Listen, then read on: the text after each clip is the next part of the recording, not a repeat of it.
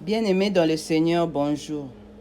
Je viens vous révéler ce que le Saint-Esprit m'a montré durant cette fin de la semaine d'octobre 2022. Je dormais sur mon dos. Dans cette position, j'ai été aspiré. J'ai traversé l'éponge. Quand je descendais, je me suis posé la question, mais où est-ce que je vais? Je savais que je descendais en enfer. J'ai atterri dans un pays sombre. De loin, la seule lumière, c'était le feu et l'odeur de la fumée. Comme je marchais, j'ai vu un bâtiment qui ressemblait à un téléphone digital. En bas de ce bâtiment, c'était une boîte de nuit. En haut, c'était l'hôtel. Je me suis approché pour voir. J'ai vu beaucoup de démons qui étaient dedans en train de danser. Tout d'un coup, un démon puissant m'a vu. Il m'a poursuivi. J'ai fui. Il s'est rapproché de moi. Un épée est sorti dans mes mains. Je lui ai coupé. J'ai dit au nom de Jésus, je lui ai coupé en deux. Et j'ai pris la fuite. Quand j'ai pris la fuite de loin, je me suis retourné pour voir.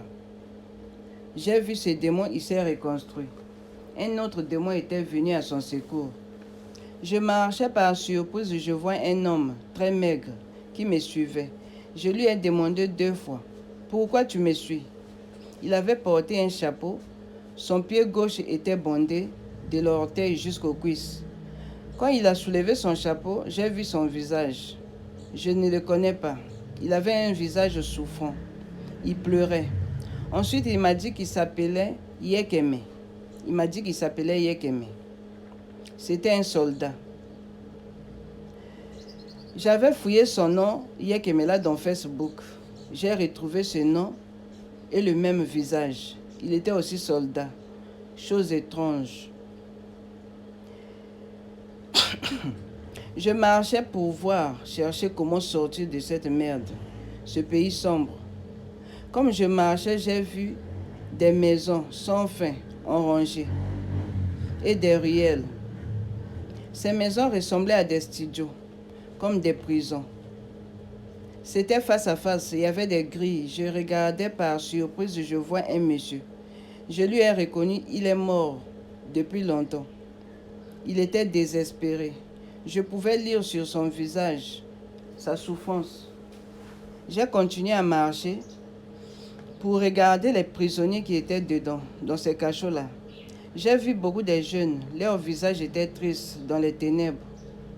Un jeune homme, quand il m'a vu, il m'a dit, si je suis ici, c'est la faute de mon père. Si je suis ici, c'est la faute de mon père. Et il m'a donné un numéro de téléphone. J'avais essayé d'appeler ce numéro de téléphone dans la vraie vie.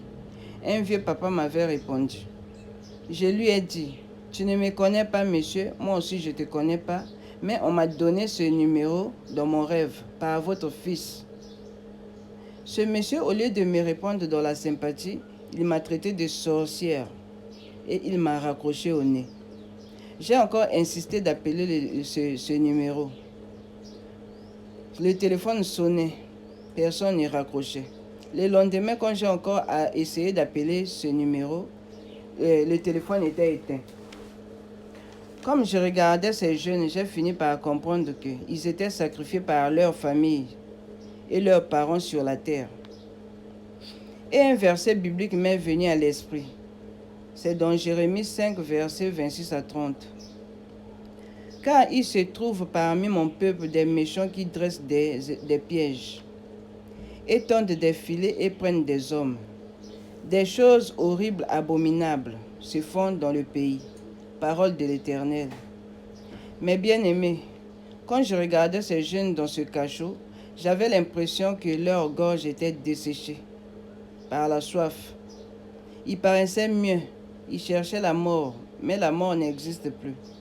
Sans oublier, j'ai vu aussi une cellule de femmes qui étaient assises par terre, enchaînées les uns contre les autres, au niveau des pieds, le bras derrière le dos, comme des animaux. Elles étaient assises par terre. J'avais l'impression qu'ils étaient là des années et des années. Le Saint-Esprit m'a parlé ainsi. Ces femmes ont suivi les coutumes des ancêtres, des coutumes des peuples, des coutumes de ce monde. C'est pour cela qu'elles sont là-bas.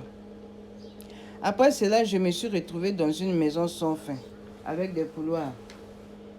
J'ai vu un démon qui discutait avec un jeune homme comme ça. J'ai reconnu ce garçon. J'étais près d'eux, mais ce démon ne me voyait pas. J'ai reconnu ce garçon, il est vivant sur la terre. C'est ce démon qui lui pousse à prendre du chanvre et la cigarette. Ce démon disait à ce garçon, ta chambre est ici, entre là-dedans. Je t'avais dit quoi? Je t'avais dit de m'emmener tes 2 amis. Alors, mes bien-aimés, j'ai compris que ce garçon était dominé par le diable. Il n'avait pas les fruits de l'esprit. Il a commencé à pleurer devant ce démon en le suppliant de lui donner une chance pour convaincre ses amis à prendre du chanvre.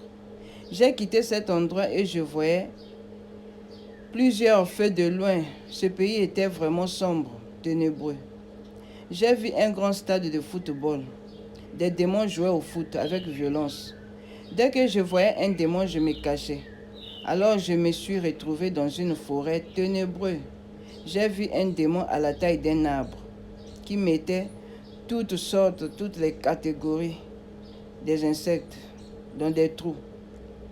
L'esprit m'a parlé disant que c'est l'endroit, c'est l'enfer des petits enfants qui connaissent le bien et le mal. C'est pour cela que nous devons enseigner nos enfants. Nous devons éduquer nos enfants selon la parole de Dieu pour que nos enfants puissent acquérir la connaissance. Dans ces trous se trouvaient beaucoup d'insectes, comme vous pouvez imaginer. D'autres trous, j'ai vu le feu.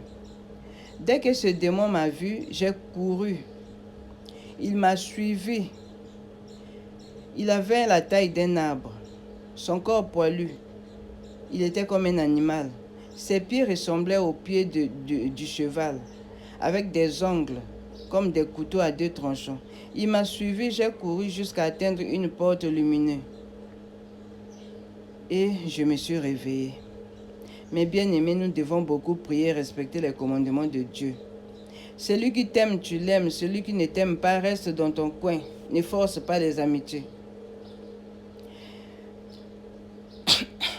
Ne sois pas aussi dans la haine, car la haine n'aboutit à rien, mais priez pour les uns les autres. Car nous sommes au milieu des loups. Dieu nous dit, éloignez-vous d'eux. Certaines amitiés, on ne force plus. Même dans la famille, nous devons être prudents.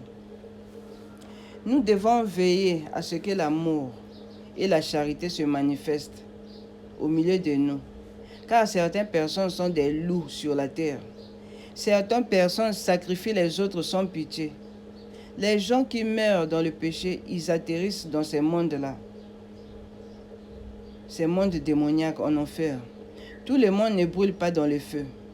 Cela dépend du degré de votre péché.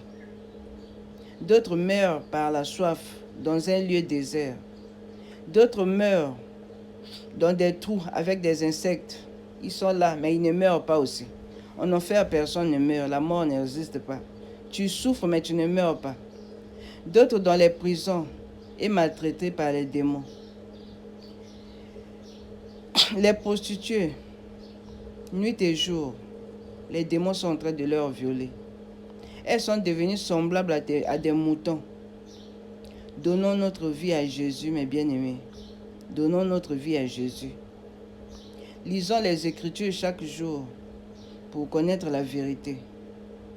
Seule la vérité va nous libérer. Soyez bénis.